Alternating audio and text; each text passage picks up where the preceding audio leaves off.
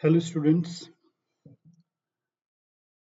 आज का हमारा जो टॉपिक है वो बीएससी फोर्थ सेमेस्टर में यूनिट 1 जो है कोऑर्डिनेशन केमिस्ट्री उसका टॉपिक है। तो कॉम्प्लेक्सोमेट्रिक टाइट्रेशन हम यहाँ पर पढ़ेंगे। संकुलमितीय अनुमापन क्या होता है उसके बारे में अपन यहाँ पे पढ़ेंगे। देखो, अनुमापन ये जो वर्ड है, टाइट्रेशन है, ये हम सब ने बहुत बार सुना है। कई बार अपन ने लैब में टाइट्रेशन परफॉर्म भी किया है, जैसे आपने स्कूल में भी किया होगा। ऑक्जेलिक एसिड और सोडियम हाइड्रोक्साइड की टाइट्रेशन कॉलेज में आने के बाद आपने किया है, कॉपर सल्फेट और सोडियम थायोसल्फेट की टाइट्रेशन। तो टाइट्रेशन जो वर्ड है ये हमारे लिए नया नहीं है, हमने कई बार इसके बारे में पढ़ा है।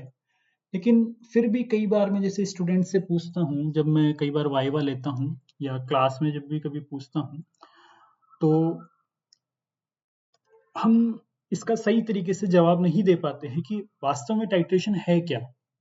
ये जो वर्ड है टाइट्रेशन है, टाइट्रेशन हम क्यों कर रहे हैं, है ना, पर्पस क्या है इसका, क्यों टाइट्रेशन अपन परफॉर्म कर रहे हैं। तो इसके बारे में थोड़ा सा अपन बेसिक यहाँ पे स्टडी कर लेते हैं। फिर उसके बाद अपन अपना जो टॉपिक है कॉम्प्लेक्सोमेट्रिक टाइट्रेशन, इस पे डिटेल स्टडी करेंगे। तो टाइट्रेशन के बारे में अगर मैं आपको बताऊं कि जैसे अपन लैब में है और लैब में अपन काम कर रहे हैं और अपने पास एक ऐसी कंडीशन आई कि मेरे पास दो सॉल्यूशन है, मेरे पास दो सॉल्यूशन है, सॉल्यूशन ए और सॉल्यूशन बी। दो सॉल्यूशन मेरे पास है। मान लो ये जो सॉल्यूशन ए है ना, इसकी जो कंसंट्रेशन है, इसकी जो कंसंट्रेशन है वो मुझे पता है कि इसमें जो सॉल्यूशन रखा हुआ है उसकी सांद्रता कितनी है वो मुझे पता है, यानी कि ज्ञात सांद्रता का ये विलयन है, नॉन कंसंट्रेशन का। सॉल्यूशन बी है, मान लो कि ये जो सॉल्यूशन बी है, ये जो सॉल्यूशन इसमें रखा हुआ है, इसकी सांद्रता का मुझे पता नहीं है, इसकी जो कंसंट्रेशन है वो क्या है, अज्ञात है। ठीक है, अज्ञात सांद्रता की ये विलयन है। अब मैं ऐसा क्या करूं कि मुझे ये जो सॉल्यूशन बी है इसकी सांद्रता का पता चल जाए, है ना। क्या लैब में ऐसा कोई मेथड हमारे पास है क्या कि जिसमें अपन सॉल्यूशन ए का प्रयोग करते हुए सॉल्यूशन बी की सांद्रता का पता लगा सके। तो हम कहेंगे कि हाँ, ऐसा एक मेथड होता है जिसमें ज्ञात सांद्रता के विलयन को अपन लेते हुए अज्ञात सांद्रता के जो अज्ञात सांद्रता का जो विलयन है उसकी सांद्रता को अपन ज्ञात कर सकते हैं। यानी कि नॉन कंसंट्रेशन के सॉल्यूशन को यूज में लेते हुए नॉन कंसंट्रेशन का जो सॉल्यूशन है, सॉल्यूशन बी, उसकी उसकी कंसंट्रेशन को अपन अच्छे से फाइंड आउट कर सकते हैं। तो वो मेथड कौन सा है, तो हम कहेंगे कि वो मेथड है अनुमापन, टाइट्रेशन। ठीक है, तो टाइट्रेशन का जो पर्पस है वो हमें यहां से पता चला। टाइट्रेशन का पर्पस क्या है, टू फाइंड कंसंट्रेशन ऑफ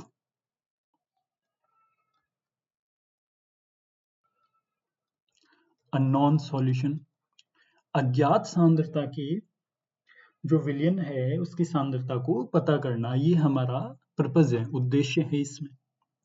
ठीक है, अब चलो हमें उद्देश्य भी पता चल गया, है ना, हमारा उद्देश्य में क्लियर हो गया, पर्पस क्या है क्लियर हो गया। ठीक है, मेथड भी हमें पता चल गया कि बी की जो कंसंट्रेशन है वो अपन टाइट्रेशन से अपन निकालेंगे। ठीक है, लेकिन ये जो टाइट्रेशन है इसकी प्रोसेस क्या है, इसकी प्रक्रिया क्या है, कैसे अपन इसको परफॉर्म करते हैं, तो ये तो हम अच्छी तरह से जानते हैं, क्योंकि जो काम अपन हाथ से करते हैं, जैसे लैब में आपने हाथ से किया है, टाइट्रेशन परफॉर्म किया है, तो वो जनरली हमें याद रहता है। ठीक है, तो प्रोसेस तो आपको याद है। वैसे एक बार मैं दोबारा से यहाँ पे क्लियर कर दूं कि इस प्रोसेस में हम क्या करते हैं कि जो ज्ञात सांद्रता का जो विलयन है, जनरली ज्ञात सांद्रता का जो विलयन है नॉन सॉल्यूशन है, उसको अपन भरते ब्यूरेट में, उसको भरते ब्यूरेट में। और जो अज्ञात जो विलयन है ना, जिसकी सांद्रता का हमें पता करना है, कंसंट्रेशन फाइंड आउट करनी है, उस विलेन को अपन लेते हैं कॉनिकल फ्लास्क में यहाँ पे, ठीक है। और इसमें ऐड करते हैं अपन इंडिकेटर।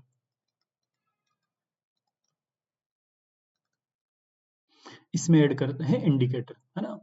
सॉल्यूशन और इंडिकेटर ऐड करने के बाद अपन ब्यूरेट की ये जो नॉब है इसको खोल के, ये जो सॉल्यूशन है ये धीरे धीरे जब इसके अंदर जाता है, इस विलेन में जब ये अंदर जाता है, तो यहाँ पे जो सॉल्यूशन है और यहाँ से जो सॉल्यूशन आया है, इन दोनों के बीच में एक रिएक्शन होती है, ठीक है। और जब ये रिएक्शन कंप्लीट हो जाती है ना, जब सॉल्यूशन ए और सॉल्यूशन बी जब आपस में यहाँ पे मिक्स होते हैं तो इनके बीच में एक रिएक्शन होती है। और जब ये रिएक्शन कंप्लीट हो जाती है तो रिएक्शन के कंप्लीट होने पर, है ना, हमें कैसे पता चलता है कि रिएक्शन कंप्लीट हो गई, तो हम कहेंगे कि सर हमने इसमें इंडिकेटर यूज में लिया है, हमने एक इंडिकेटर इसमें मिलाया है जो कि रिएक्शन कंप्लीट होने पे कलर चेंज के माध्यम से, है ना, रंग परिवर्तन के माध्यम से हमको ये सूचित करेगा कि हाँ रिएक्शन अब कंप्लीट हो गई है, ठीक है। तो जनरली अगर मैं एक टाइट्रेशन की बात करूं जो आपने स्कूल में परफॉर्म किया है, ऑक्जेलिक एसिड,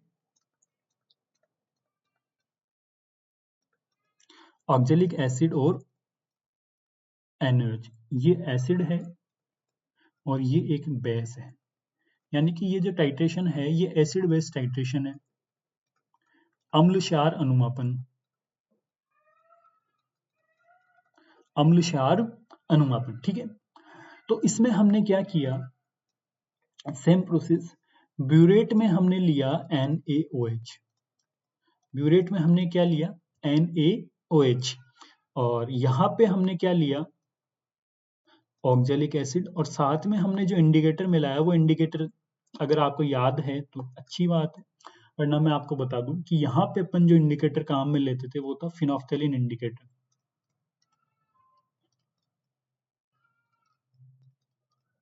फिनोफ्थेलिन इंडिकेटर, ठीक है। अब तक आपके दिमाग में अच्छी तरह से आ गया होगा कि जब अपन ऑक्जेलिक एसिड में जब अपन फिनोफ्थेलिन इंडिकेटर मिलाते थे तब कोई कलर नहीं आता था, ठीक है। लेकिन फिर उसके बाद जो अपन ब्यूरेट से जब अपन NaOH इसके अंदर मिक्स करते थे, तो मिक्स करने के बाद जब ये रिएक्शन कंप्लीट होती थी तो एंड पॉइंट पे अंतिम बिंदु पर ये जो विलेन है इसका कलर कैसा हो जाता था, पिंक, गुलाबी कलर का, ठीक है। तो जब भी ये पिंक कलर आता था तो हमें ये पता चल जाता था कि अब ये रिएक्शन कंप्लीट हो चुकी है। फिर उसके बाद अपन ब्यूरेट को देख के यहाँ से नोट कर लेते थे कि कितना सॉल्यूशन यूज में आया, फिर आगे की जो कैलकुलेशन है वो अपन करते थे, मैं अभी वहां नहीं जाना चाह रहा, ठीक है। तो इस तरह से अपन ये जो टाइट्रेशन है ये परफॉर्म करते थे। अब तीसरा जो वर्ड है इंडिकेटर, इंडिकेटर का काम मैंने आपको पहले ही बता दिया कि इंडिकेटर किस काम में आता है ना, एंड पॉइंट को पता करने के लिए अपन उसमें इंडिकेटर मिलाते हैं। और चौथा जो पॉइंट है, उपकरण अपन इसमें क्या काम में लेते हैं, जनरली हमें ये पता है कि उपकरण अपन इसमें लेते हैं, एक तो ब्यूरेट, ब्यूरेट के साथ में अपन कॉनिकल फ्लास्क,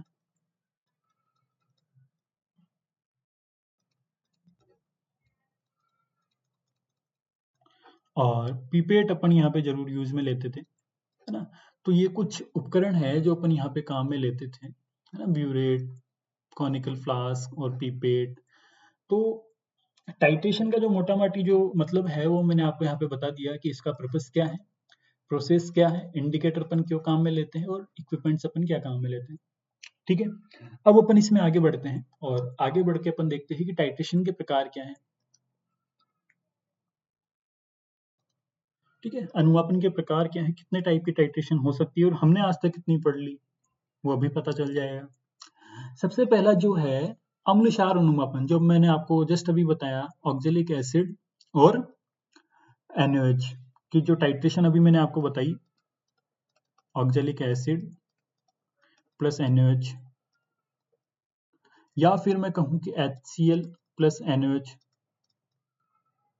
इनकी जो टाइट्रेशन है दोनों में ही अपन फिनोफ्थेनिल इंडिकेटर काम में लेते हैं। एसिड बेस्ड टाइट्रेशन में फिनोफ्थेनिल अपन जनरली यूज में लेते ही है, अदर मिथाइल ऑरेंज वगैरह भी काम में लेते हैं। ठीक है। तो ऐसी जो टाइट्रेशन है जिसमें एसिड और बेस की रिएक्शन होती है, और एसिड और बेस की रिएक्शन आपको पता है कौन सी है, न्यूट्रलाइजेशन, उदासीनीकरण अभिक्रिया। तो ऐसी जो टाइट्रेशन है उनको अपन एसिड बेस टाइट्रेशन या अम्ल क्षार अनुमापन अपन उनको कहते हैं। रेडॉक्स टाइट्रेशन, रेडॉक्स वर्ड से ही स्पष्ट है कि इसमें ऑक्सीकरण और अपचयन दोनों हो रहा होगा, ठीक है। यानी कि ऐसी टाइट्रेशन जिसमें ऑक्सीडेशन और रिडक्शन होता है वो टाइट्रेशन रेडॉक्स टाइट्रेशन कहलाती है। अच्छा एग्जांपल अगर मैं आपको बताऊं तो कॉपर सल्फेट और सोडियम थायोसल्फेट की जो टाइट्रेशन हमने करी थी, स्टार्च एज ए इंडिकेटर अपन ने काम लिया था वहां पे, ये रेडॉक्स टाइट्रेशन का एग्जांपल है ना। हमें इसमें ज्यादा अपने को इसमें नहीं जाना है, हमें सिर्फ ऊपर ऊपर से देखना है कितने प्रकार के टाइट्रेशन है।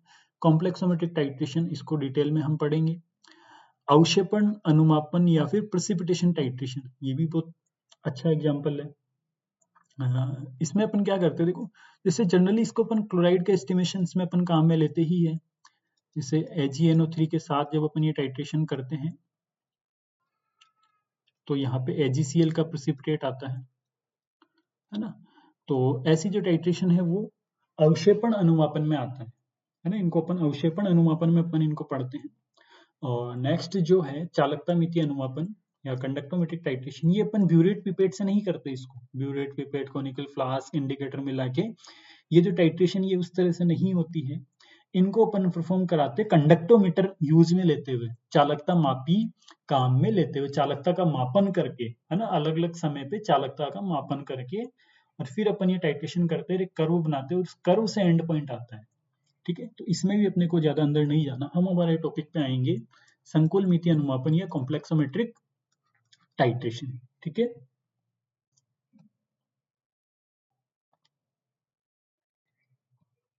हाँ, संकुल मिति अनुमापन कॉम्प्लेक्सोमेट्रिक टाइट्रेशन, इसके नाम से ही स्पष्ट है कि ये जो टाइट्रेशन है, जैसे अपन ने एसिड और बेस टाइट्रेशन पढ़ी तो हमने वहां कहा कि सर इसमें अम्ल और क्षार की अभिक्रिया होती है, ठीक बात है। जो अपन ने रेडॉक्स टाइट्रेशन पढ़ी तो हमने कहा कि इसमें ऑक्सीकरण और अपचयन की अभिक्रिया होगी, चलो अच्छी बात है। तो फिर कॉम्प्लेक्सोमेट्रिक में क्या होगा, संकुल मिति अनुमापन में क्या होगा, है ना। जनरल सी बात है कि इसमें संकुल का निर्माण होगा, कॉम्प्लेक्स फॉर्मेशन होगा, यानी कि संकुल निर्माण होगा इसमें,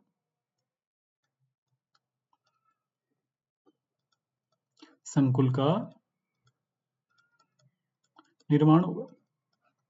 संकुल का निर्माण किस तरह से होगा, मान लो कि मेरे पास जो सॉल्यूशन है उसमें मेटल आयंस है, उसमें क्या है, मेटल आयंस है, और मेटल आयंस के पास अगर लिगेंड्स आते हैं तो मेटल और लिगेंड मिलके क्या बनाएंगे, कॉम्प्लेक्स बनाएंगे। मेटल और लिगेंड के बीच में यहाँ पे उपसह संयोजक बंध बनेगा, कोऑर्डिनेशन बॉन्ड बनेगा, है ना। तो इस तरह से यहाँ पे क्या होगा, एक मेटल और लिगेंड के कॉम्प्लेक्स का फॉर्मेशन होगा, मेटल लिगेंड संकुल का निर्माण होगा, ठीक है। अगर मान लो अगर ये जो लिगेंड है, ये जो लिगेंड मैं यहाँ पे काम में ले रहा हूं, अगर ये किलेटिंग लिगेंड हो, ये क्या हो, किलेट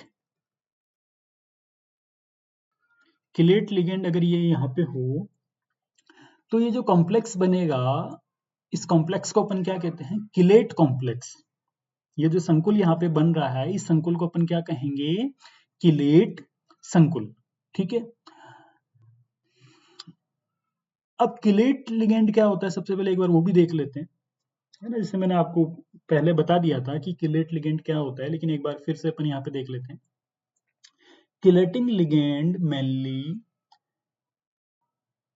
बहुदंतुक लिगेंड होते हैं, पॉलीडेंटेट लिगेंड जिनको अपन कहते हैं, ठीक है। और ये क्या करते हैं, मेटल के साथ जुड़ के एक रिंग का फॉर्मेशन करते हैं, वलय का निर्माण करते हैं, ठीक है। तो ऐसे जो लिगेंड है उनको अपन किलेटिंग लिगेंड कहते हैं, ओके।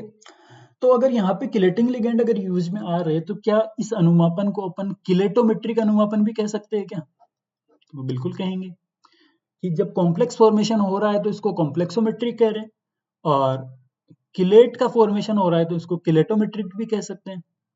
तो ये जो टाइट्रेशन है इसका दूसरा नाम है किलेटोमेट्रिक अनुमापन, यानी कि यहाँ पे मेटल और लिगेंड दोनों आपस में किलेट कॉम्प्लेक्स का जब निर्माण करते हैं तो हम इनको किलेटोमेट्रिक अनुमापन भी यहाँ पे कह सकते हैं।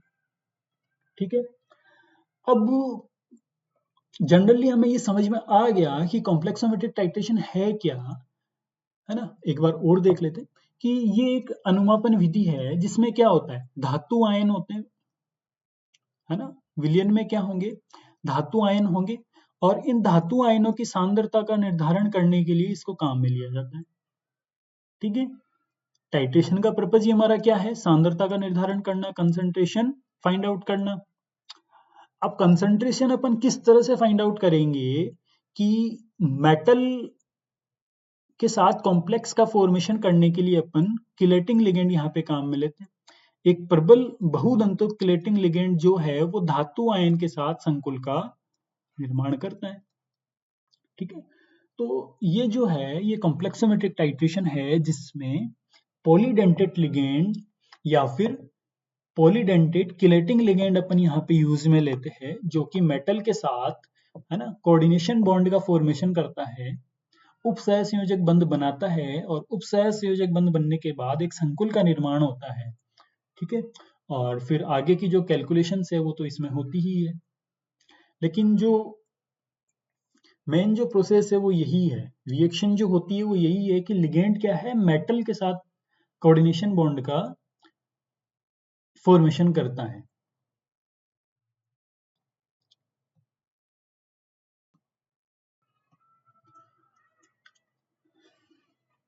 देखो अब हम इसमें देखते हैं कि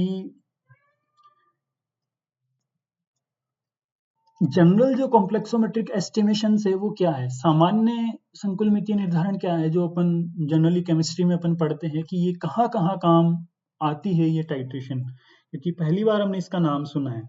ज्यादातर हम एसिड बेस्ड टाइट्रेशन और रेडॉक्स टाइट्रेशन की ही बात आज तक हमने करी है। पहली बार जब अपने पास कॉम्प्लेक्सोमेट्रिक टाइट्रेशन आया है तो हमें ये देखना भी जरूरी है कि इसका उपयोग कहाँ कहाँ हो रहा है। ठीक है, तो पहला जो एस्टिमेशन है वो अपन करते हैं। देखो मान लो कोई सॉल्यूशन है मेरे पास, एक विलियन है,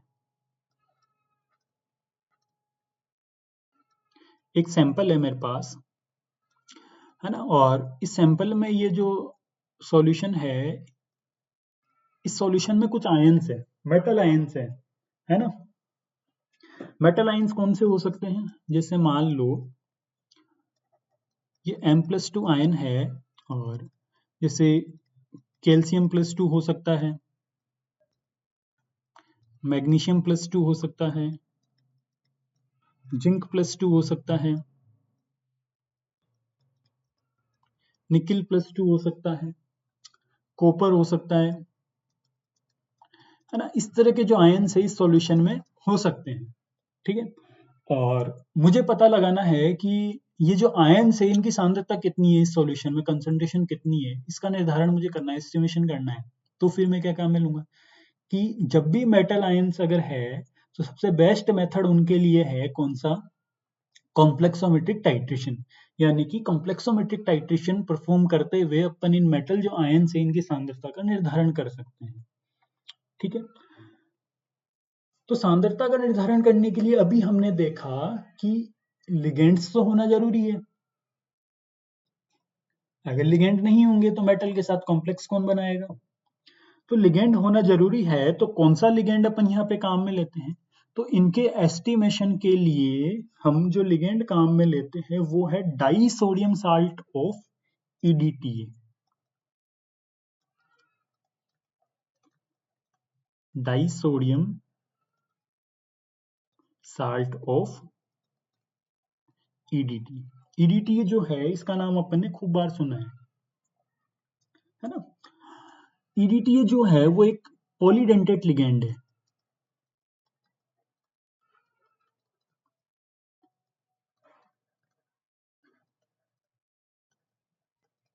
पॉलीडेंटेट लिगेंड यानी कि बहुदंतुक लिगेंड है। बहुदंतुक बहुदंतुक लिगेंड क्या होते हैं, ऐसा लिगेंड जिसके पास, है ना, दो या दो से ज्यादा डोनर साइट हो, यानी कि जो मेटल के साथ दो या दो से ज्यादा अधिक ज्यादा बॉन्ड बनाता हो, वो क्या है, पॉलीडेंटेट लिगेंड है ना। ठीक है। अब डाई सोडियम साल्ट अपन इसका यूज में लेते हैं, तो इसको शो करने का तरीका क्या है, इसको कैसे लिखेंगे अपन, EDTA H2 और Na2, डाई सोडियम साल्ट अपन इसका काम में लेते हैं। ठीक है। इसकी स्ट्रक्चर अगर मैं यहाँ पे ड्रॉ करूँ तो इसकी स्ट्रक्चर क्या होगी, देखो। सबसे पहले अगर मैं इसका नाम लिखूं, इसका नाम क्या है पूरा, EDTA का पूरा नाम क्या है, ethylene diamine, ethylene diamine tetra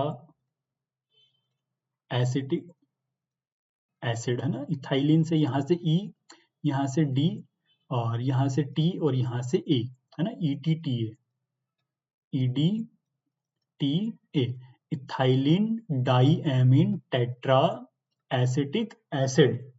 ठीक है, पहले भी हमने इसको पढ़ा है, कोई नया वर्ड हमारे लिए ये नहीं है।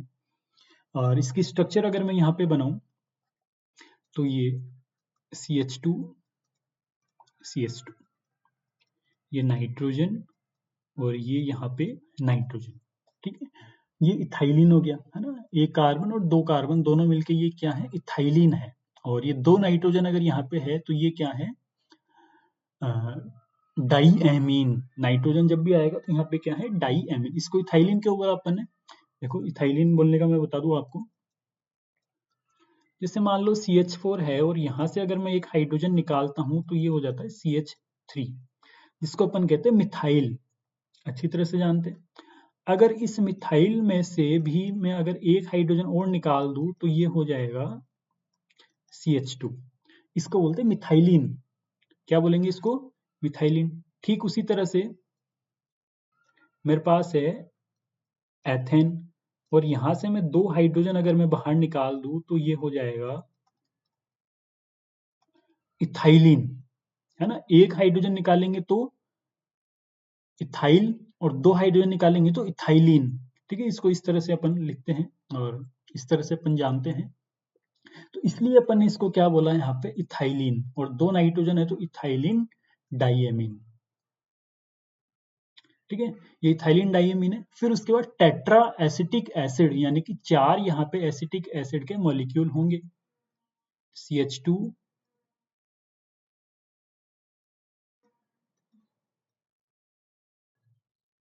और दो मॉलिक्यूल यहाँ पे।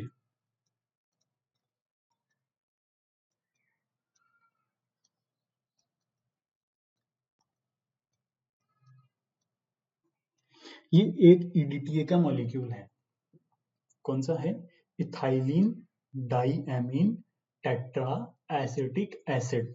ठीक है, लेकिन यहाँ पे हम क्या है, हम डाई सोडियम साल्ट अपन यूज में ले रहे हैं। डाई सोडियम साल्ट मतलब कि यानी कि हाइड्रोजन को अगर अपन सोडियम से रिप्लेस करेंगे तो हमारे पास यहाँ पे क्या मिलेगा, डाई सोडियम साल्ट।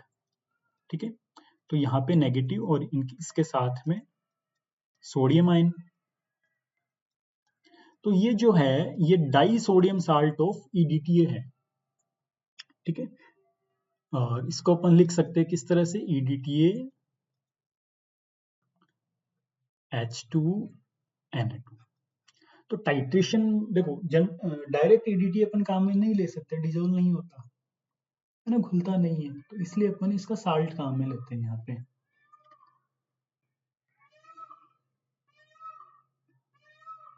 और ये जो EDTA जो है, जब अपन इसको टाइट्रेशन में यूज लेंगे तो रिएक्शन क्या होगी, जैसे मान लो EDTA है, EDTA का सॉल्यूशन हमारे पास है ये।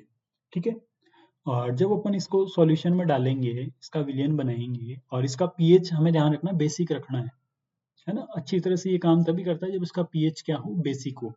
तो तब ये आयनाइज होके क्या करेगा, EDTA 4 माइनस में कन्वर्ट होगा, और साथ में यहाँ पे H प्लस निकलेगा। और तो ये जो है EDTA 4 माइनस, अब ये मल्टीडेंटेट लिगेंड, पॉलीडेंटेट लिगेंड या किलेटिंग लिगेंड की तरह यहाँ पे काम करेगा। ठीक है। और ये कितने बॉन्ड बना सकता है मेटल के साथ, तो मैं कहूंगा कि एक ऑक्सीजन इसके पास यहाँ पे है, एक ऑक्सीजन यहाँ पे है, एक ऑक्सीजन ये और एक ऑक्सीजन ये। ऑक्सीजन से तो ये कितने बनाएगा, 4। और नाइट्रोजन के पास, इसके पास जो लोन पेयर है यहाँ पे नाइट्रोजन के जो लोन पेयर है, तो एक बॉन्ड यहाँ से, एक बॉन्ड यहाँ से, टोटल ये कितने, 6 मेटल लिगेंड बॉन्ड ये कोऑर्डिनेशन बॉन्ड ये बना सकता है। कितने बॉन्ड बना सकता है, 6। ठीक है। तो ये जनरली अपना हो गया ईडीटीए का, कि ईडीटीए अपन यहाँ पे जो लिगेंड है वो अपन यहाँ पे काम में ले सकते हैं, क्योंकि कॉम्प्लेक्सोमेट्रिक टाइट्रेशन है तो लिगेंड के बारे में पढ़ना बहुत जरूरी है। अब यहाँ पे देखेंगे कि मेथड क्या है टाइट्रेशन का, किस तरह से अपन टाइट्रेशन परफॉर्म करते हैं, कॉम्प्लेक्सोमेट्रिक टाइट्रेशन, उसके बारे में देखेंगे।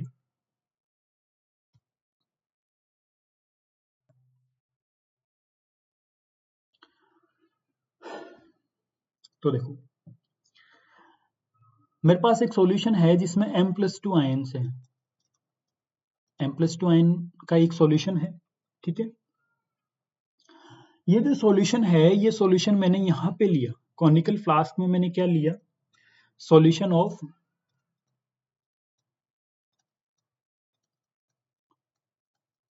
M+2 आयन, यानी कि M+2 आयनों का विलयन मैंने इस फ्लास्क में यहाँ पे लिया, ठीक है। और ये लेने के बाद मैंने इसमें ऐड किया अमोनिया बफर। अमोनिया बफर हम यहाँ पे क्यों काम में ले रहे, क्योंकि मैंने अभी आपको बताया कि ये जो कॉम्प्लेक्सोमेट्रिक टाइट्रेशन है, ये बेसिक मीडियम में अच्छे रिजल्ट देती है। बेसिक मीडियम यहाँ पे होना चाहिए कॉम्प्लेक्स फॉर्मेशन के लिए। बेसिक मीडियम यानी कि क्षारीय माध्यम यहाँ पे होना आवश्यक है, इसलिए अपन यहाँ पे अमोनिया बफर यहाँ पे यूज में लेते हैं। और अमोनिया बफर के साथ में अपन इसमें मिलाते हैं इंडिकेटर यानी कि सूचक, ठीक है। ये सब लेने के बाद अपन यहाँ पे ये जो ब्यूरेट है, इस ब्यूरेट में क्या फिल करेंगे, इस ब्यूरेट में करेंगे अपन ईडीटीए का विलयन, ईडीटीए का सॉल्यूशन, ठीक है। ये तो हो गया कि हम कौन कौन से केमिकल ये यहाँ पे यूज में ले रहे हैं। अब जो इंडिकेटर है, वो अपन इंडिकेटर क्या काम में लेते हैं, यहाँ पे मैं वो भी आपको बता देता हूँ कि इंडिकेटर हमने क्या काम में लिया है।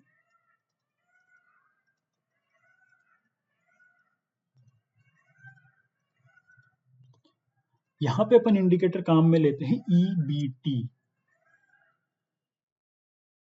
EBT indicator, eriochrome black T, इसका फुल नेम है एरिक्रोम ब्लैक टी। ईबीटी अपन यहाँ पे काम में लेते हैं, और ये होता है H3D की फॉर्म में, यानी कि हाइड्रोजन है 3 और D एक एनायन है यहाँ पे, है ना। बड़ी लंबी चौड़ी इसकी स्ट्रक्चर होती है, पूरी हम यहाँ पे नहीं लिखेंगे।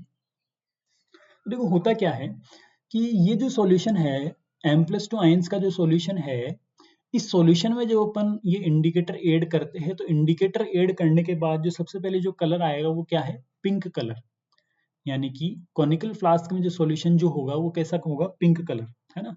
और इस इंडिकेटर जब ये रिएक्शन कंप्लीट होगी तो कलर चेंज क्या होगा,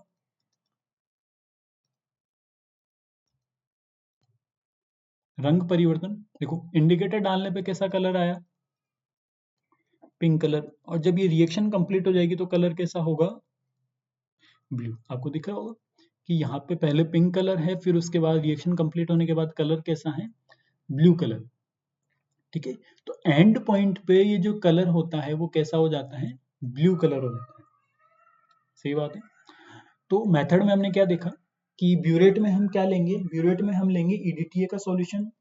कॉनिकल फ्लास्क में क्या लेंगे, सबसे पहले अपन लेंगे M+2 आयन का विलयन, फिर उसके अंदर ऐड करेंगे अमोनिया बफर, क्योंकि इसको बेसिक बनाना है अपने को, क्षारीय इसको रखना है। फिर अपन इसमें ऐड करेंगे इंडिकेटर।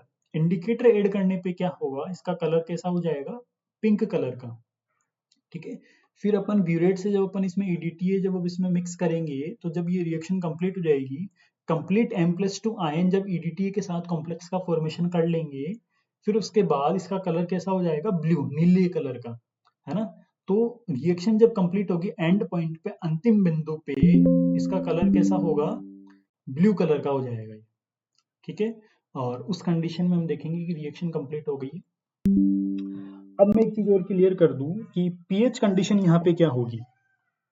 पीएच की कंडीशंस क्या होगी, देखो पीएच अपन यहाँ पे मेंटेन करते हैं 9 से 10 पीएच अपन यहाँ पे मेंटेन करके चलते हैं। और मैंने अभी आपको बताया कि 9 से 10 पीएच मेंटेन करने के लिए अपन इसमें क्या मिलाते हैं, ammonia buffer villain. Ammonia buffer कैसे बनता है, अमोनिया बफर बनता है ammonium hydroxide plus ammonium chloride से। अमोनियम क्लोराइड की सहायता से अमोनिया बफर यहाँ पे बनता है। ठीक है, तो जो जनरल जो छोटी मोटी चीजें इसके बारे में थी, मेथड के बारे में, वो मैंने आपको बता दी। और इसके अलावा इसमें कोई इसकी रिएक्शन अब अपन देखते हैं कि रिएक्शन कैसे होती है ड्यूरिंग द टाइट्रेशन। इसमें कौन कौन सी रिएक्शन होती है उसके बारे में पहले अपन देखते हैं। देखो हमारे पास जो सॉल्यूशन है, सॉल्यूशन में क्या है, M+2 आयन है। ठीक है, कौन कौन से हो सकते हैं, जनरली कैल्शियम और मैग्नीशियम के होते हैं। ठीक है, और फिर अपन इसमें ऐड करते हैं अपन इसमें EBT, एरिक्रोम ब्लैक टी। एरिक्रोम जो ब्लैक टी है इसका खुद का कलर होता है ब्लू। इसका खुद का कलर कैसा होता है, ब्लू।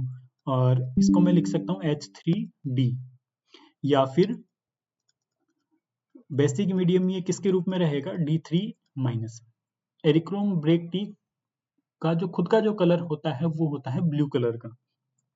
ठीक है, जब अपन इसमें ऐड करेंगे और अगर पीएच अगर यहाँ पे है 9 से 10, अगर पीएच यहाँ पे अपन ने मेंटेन कर रखी है, तो ये जो EBT है, एरिक्रोम ब्लैक टी है, ये मेटल आयन के साथ एक कॉम्प्लेक्स का फॉर्मेशन करता है। ये मेटल आयन के साथ एक कॉम्प्लेक्स का फॉर्मेशन करता है जिसको अपन कहते हैं मेटल EBT कॉम्प्लेक्स। क्या कहेंगे, मेटल EBT कॉम्प्लेक्स। तो ये जो EBT खुद तो ब्लू कलर का है, लेकिन जब ये मेटल के साथ जुड़ेगा तो मेटल का जो ये कॉम्प्लेक्स बनेगा, संकुल बनेगा, इस संकुल का कलर कैसा होगा, वाइन रेड। वाइन रेड है ना, या फिर पिंक अपन इसको कह सकते हैं। ठीक है, पिंक कलर का ये कॉम्प्लेक्स बनेगा। ये जो संकुल है ये अस्थायी होता है, अस्थायी यानी कि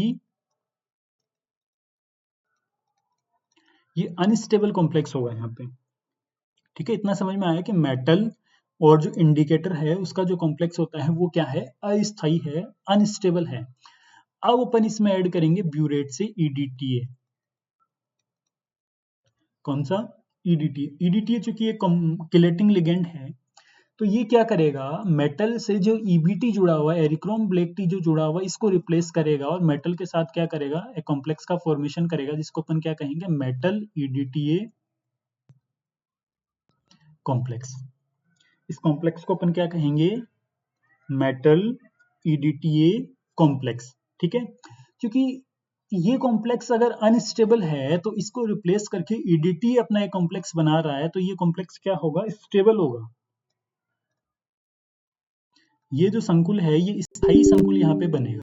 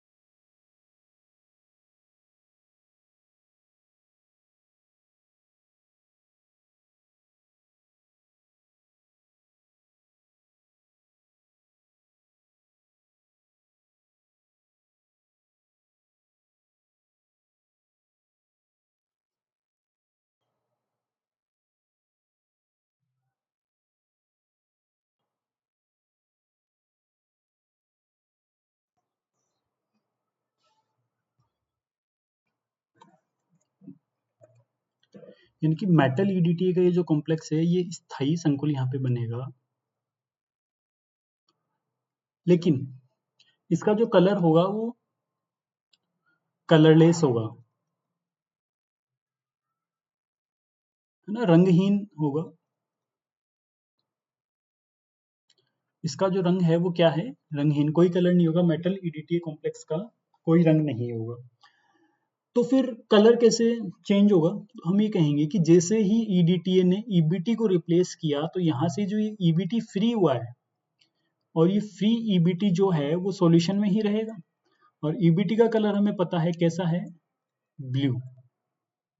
यानी कि पहले जो मेटल ईबीटी कॉम्प्लेक्स बनने पे जो कलर था वो क्या था, पिंक कलर था, और जैसे ही ये रिएक्शन कंप्लीट हुई उसके बाद फ्री ईबीटी जो बचा तो कलर कैसा हुआ, ब्लू कलर। ठीक है, तो ये जो रिएक्शन है इसमें कलर चेंज होता है पिंक से ब्लू।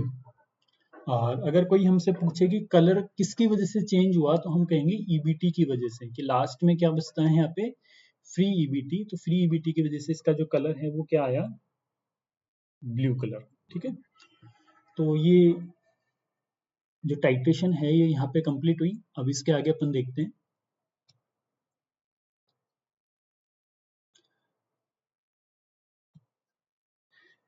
कॉम्प्लेक्सोमेट्रिक टाइट्रेशन जिसका सबसे ज्यादा जो यूज आता है वो है हार्डनेस को निकालने में, है ना। कठोर जल में कठोरता का निर्धारण करने के लिए अपन कॉम्प्लेक्सोमेट्रिक टाइट्रेशन यूज में लेते हैं, हार्डनेस इन हार्ड वाटर। सबसे पहले अगर अपन देखें कि हार्डनेस क्या है, देखो हार्डनेस क्या है कि जो पानी हमारे आसपास है ना, कई बार क्या होता है उस पानी में कैल्शियम और मैग्नीशियम के जो साल्ट है वो घुले हुए रहते हैं, है ना। कैल्शियम और मैग्नीशियम के साल्ट घुले हुए रहते हैं। कौन से साल्ट, है ना, साल्ट भी कौन से, जैसे मान लो इनका बाइकार्बोनेट, या फिर इनके क्लोराइड्स, या फिर इनके सल्फेट्स, है ना।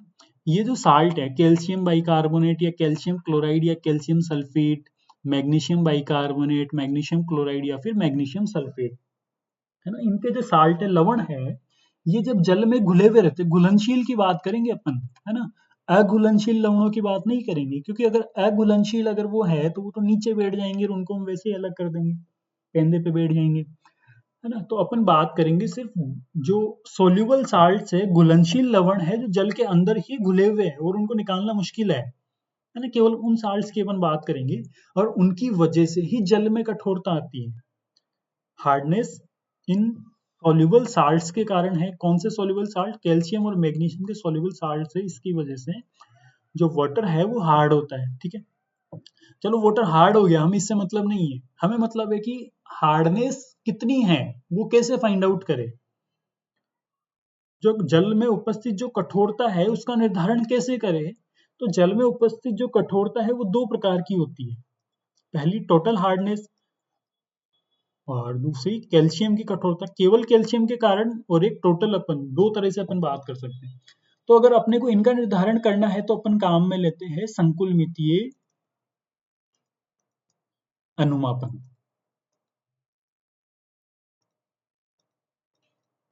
संकुल मितीय अनुमापन का अपन यहाँ पे जो मेथड है वो अपन यूज में लेके जल में उपस्थित जो कठोरता है, हार्डनेस है, उसका निर्धारण अपन कर सकते हैं।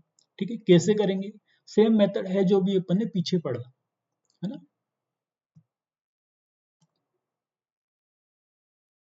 देखो टोटल हार्डनेस जो है, टोटल हार्डनेस किसकी वजह से है, कैल्शियम और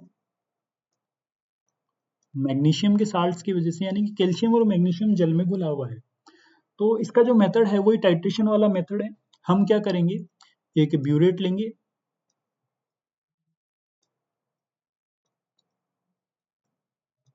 और ब्यूरेट में एक सॉल्यूशन लेंगे। कौन सा सॉल्यूशन लेंगे अपन ब्यूरेट में, सेम ईडीटीए का सॉल्यूशन, ईडीटीए का विलियन अपन यहाँ पे काम में लेंगे, और एक कॉनिकल फ्लास्क लेंगे, और कॉनिकल फ्लास्क में हम लेंगे वाटर सैंपल। क्या लेंगे यहाँ पे, वाटर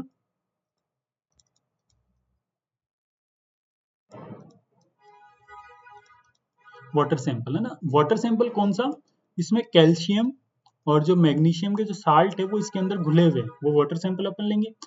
फिर अपन क्या करेंगे, फिर अपन ऐड करेंगे इसमें ammonia buffer. Ammonia buffer add करने के बाद अपन इसमें ऐड करेंगे इंडिकेटर। और कौन सा इंडिकेटर अपन काम में लेते हैं, ईबीटी। ठीक है, और फिर वही है कि अपन टाइट्रेशन परफॉर्म करेंगे। ठीक है, देखो इंडिकेटर कौन सा है अपने पास, इंडिकेटर है एरिक्रोम ब्लैक टी, ईबीटी। और कलर चेंज क्या होगा, रंग परिवर्तन क्या होगा, एंड पॉइंट पे, अंतिम बिंदु पे पिंक कलर से ब्लू कलर आएगा। ठीक है, और पीएच कंडीशन क्या रखेंगे, पीएच रखेंगे हम 9 से 10, और उसके लिए क्या काम में लेंगे,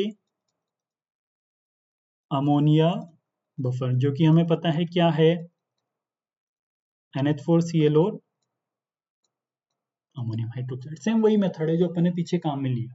ठीक है, तो क्योंकि वहां पे भी अपन कैल्शियम मैग्नीशियम की सांद्रता निकाल रहे थे और यहाँ पे भी कैल्शियम और मैग्नीशियम की सांद्रता निकाल रहे हैं, बस यहाँ पे वाटर सैंपल है, वाटर में अपन निकाल रहे हैं। ठीक है, ईडीटी एज लिगेंड का सॉल्यूशन अपन काम में लेंगे, वाटर सैंपल लेंगे, उसमें अमोनिया बफर मिलाएंगे, इंडिकेटर मिलाएंगे, इंडिकेटर मिलाते ही है ना मेटल और इंडिकेटर के बीच में कॉम्प्लेक्स बनेगा, और उस कॉम्प्लेक्स का कलर कैसा होगा, वाइन रेड या पिंक कलर का। फिर जैसे ही अपन यहाँ से ईडीटी ऐड करेंगे तो ईडीटी ईबीटी को रिप्लेस करेगा और मेटल और ईडीटी का कॉम्प्लेक्स बनेगा जो कि कलरलेस होगा, और साथ में ईबीटी फ्री हो जाएगा। ईबीटी फ्री होते ही इसमें कैसा कलर आएगा, ब्लू कलर आते ही हमें पता चल जाएगा रिएक्शन कंप्लीट हो गई है। ठीक है, तो इस तरह से टोटल हार्डनेस अपन इस कॉम्प्लेक्सोमेट्रिक टाइट्रेशन की सहायता से अपन यहाँ पे निकाल सकते हैं। नेक्स्ट जो है,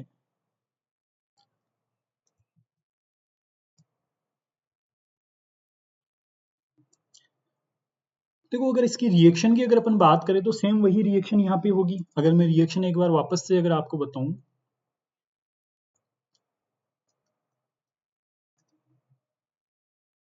देखो रिएक्शन क्या होगी यहाँ पे, रिएक्शन होगी जैसे मेरे पास है कैल्शियम और मैग्नीशियम आयन मेरे पास है, और मैंने इसमें इंडिकेटर ऐड किया ईबीटी, पीएच रखा मैंने 9 से 10, तो कैल्शियम और ईबीटी का कॉम्प्लेक्स बना, मैग्नीशियम और ईबीटी का कॉम्प्लेक्स बना।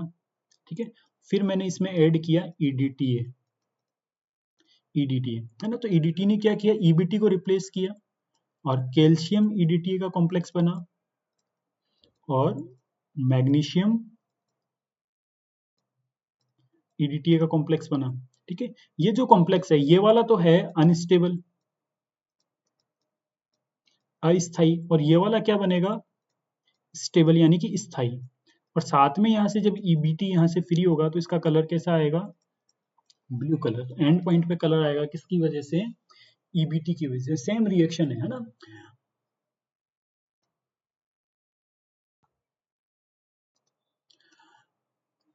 पहले हमने देखा कि टोटल हार्डनेस कैसे निकालते हैं, अब हम देखेंगे कि केवल कैल्शियम के कारण जो हार्डनेस है वो अपन कैसे फाइंड आउट करना है, ओनली कैल्शियम के कारण, है ना।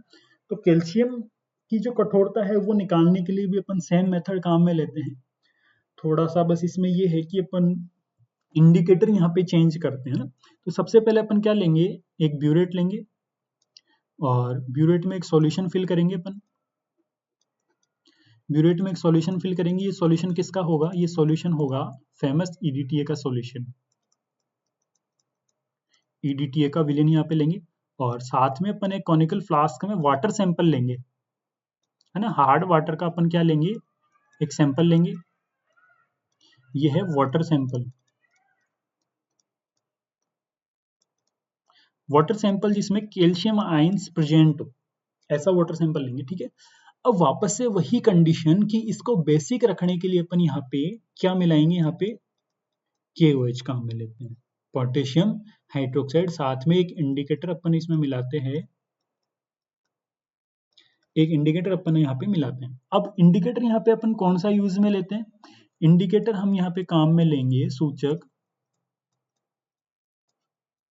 म्यूरेक्साइड। म्यूरेक्साइड एक इंडिकेटर है, इसको अपन कहते हैं अमोनियम परप्यूरेट।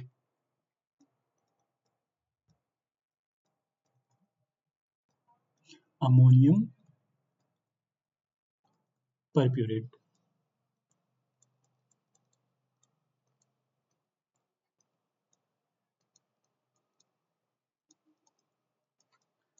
ये जो इंडिकेटर अपन काम में लेते हैं, जैसे ही अपन इंडिकेटर इस सॉल्यूशन में ऐड करेंगे तो सॉल्यूशन का कलर कैसा आएगा? पिंक कलर, है ना, पिंक रेड कलर। और जब एंड पॉइंट आएगा तो एंड पॉइंट पे कलर चेंज क्या होगा? वायलेट, बैंगनी रंग का। ठीक है, तो एंड पॉइंट पे इस तरह से कलर चेंज होगा।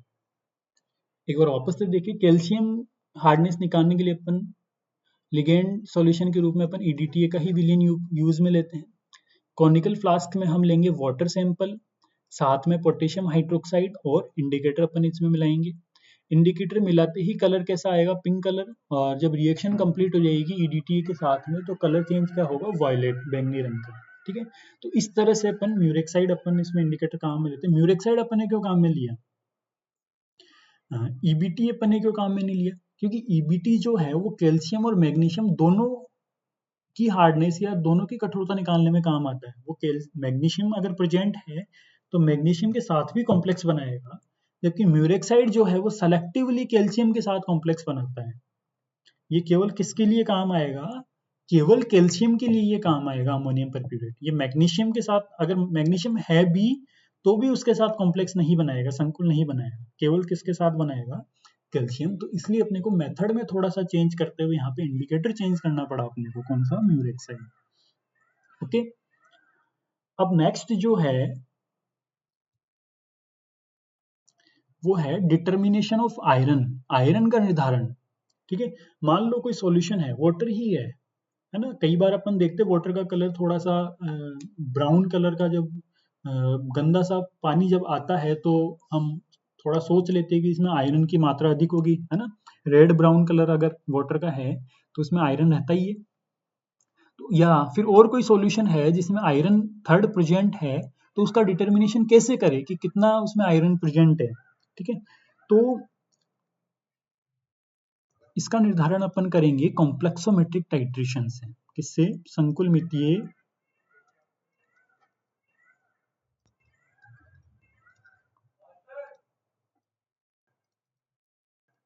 संकुल मितीय अनुमापन की सहायता से। ठीक है, तो इसमें क्या होता है कि जैसे मान लो किसी भी सैंपल में आयरन थर्ड अगर प्रेजेंट है, और आयरन थर्ड की रिएक्शन जब अपन ब्यूरेट से EDTA जब अपन इसमें मिक्स करेंगे तो EDTA इसके साथ रिएक्शन करेगा। EDTA की रिएक्शन के बाद एक कॉम्प्लेक्स का फॉर्मेशन होगा, आयरन EDTA कॉम्प्लेक्स। ठीक है, आयरन EDTA कॉम्प्लेक्स। ठीक है, कैसे करेंगे ये टाइट्रेशन? सबसे पहले अपन लेंगे एक ब्यूरेट लेंगे, और ब्यूरेट में अपन फिल करेंगे EDTA का सॉल्यूशन। ये जो सॉल्यूशन अपन लेंगे ये लेंगे EDTA का सॉल्यूशन। EDTA का सॉल्यूशन, और EDTA सॉल्यूशन लेने के बाद अपन कॉनिकल फ्लास्क में लेंगे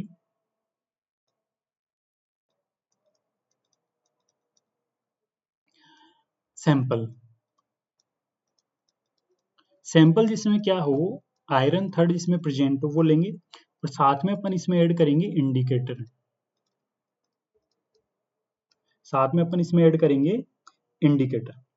अब इंडिकेटर यहाँ पे क्या काम में लेते हैं अपन? सूचक यहाँ पे क्या काम में लेंगे?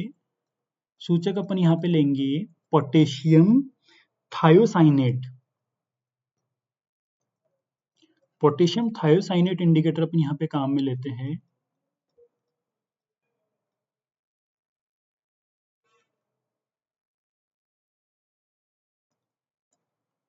ठीक है, पोटेशियम थायोसाइनेट इंडिकेटर जो है, कलर चेंज कैसे होगा इसमें?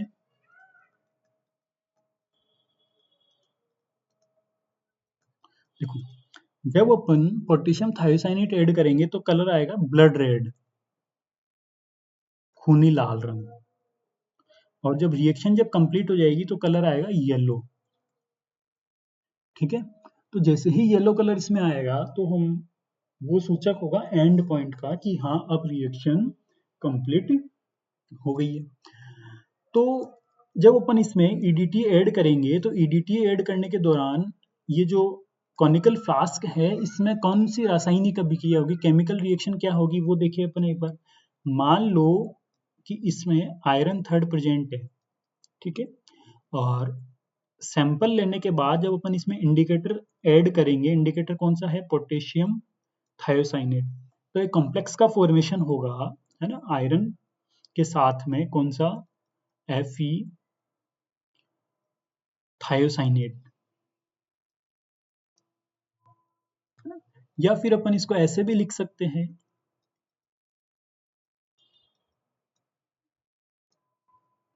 Three minus. ठीक है, ये जो कॉम्प्लेक्स आयरन के साथ फॉर्मेशन होगा इसका जो कलर होगा वो होगा ब्लड रेड कलर।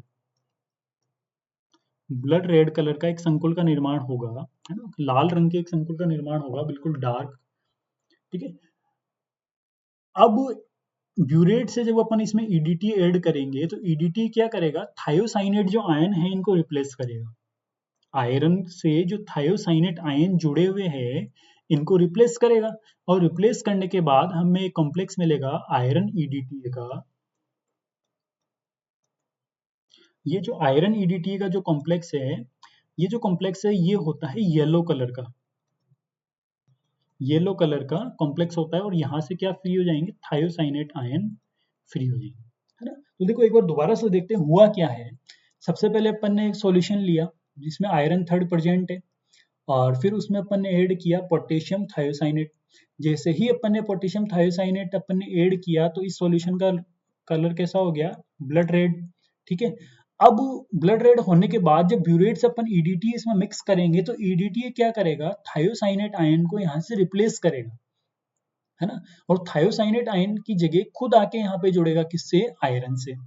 तो अब जैसे जैसे ये थायोसाइनेट यहाँ से हटते जाएंगे तो ब्लड रेड जो कलर है वो यहाँ से मिटता जाएगा, और जैसे ही कंप्लीट ईडीटी आयरन के साथ में कॉम्प्लेक्स बना लेगा, है ना, कंप्लीट ईडीटी आयरन के साथ में जितने भी आयरन यहाँ पे प्रेजेंट थे, जब वो सारे के सारे आयरन ईडीटी के साथ कॉम्प्लेक्स बना लेगा तो लास्ट में जो ब्लड रेड है ये कलर तो पूरा का पूरा खत्म हो जाएगा, और फिर क्या बचेगा यहाँ पे, येलो कलर। यानी कि जब इसमें कंप्लीटली येलो कलर हो जाएगा तो वो रिएक्शन वहां पे एंड हो जाएगी, और फिर हम इसको कहते हैं and point of the titration, है ना, अनुमापन का अंतिम बिंदु। ठीक है, और इस बिंदु पे क्या होगा, कंप्लीट जो आयरन है वो ईडीटीए के साथ कॉम्प्लेक्स का फॉर्मेशन कर चुका है, और यहाँ पे सारे के सारे जो थायोसाइनेट आयन है वो यहाँ पे फ्री हो जाएंगे। एक चीज यहाँ पे ध्यान रखना, यहाँ पे थायोसाइनेट का कोई कलर नहीं है, कलर आ रहा है इस कॉम्प्लेक्स की वजह से, है ना, येलो कलर इस आयरन ईडीटीए कॉम्प्लेक्स के कारण है। समझ में आया। तो ये कुछ एग्जांपल्स है कॉम्प्लेक्सोमेट्रिक टाइट्रेशन के जो अभी अपन ने यहाँ पे देखे। ठीक है, नेक्स्ट जो हमारा लेक्चर होगा उसमें अपन देखेंगे टाइप्स ऑफ कॉम्प्लेक्सोमेट्रिक टाइट्रेशन, कितने प्रकार की संकुल मिति अनुमापन हो सकते हैं उनके बारे में अपन पढ़ेंगे।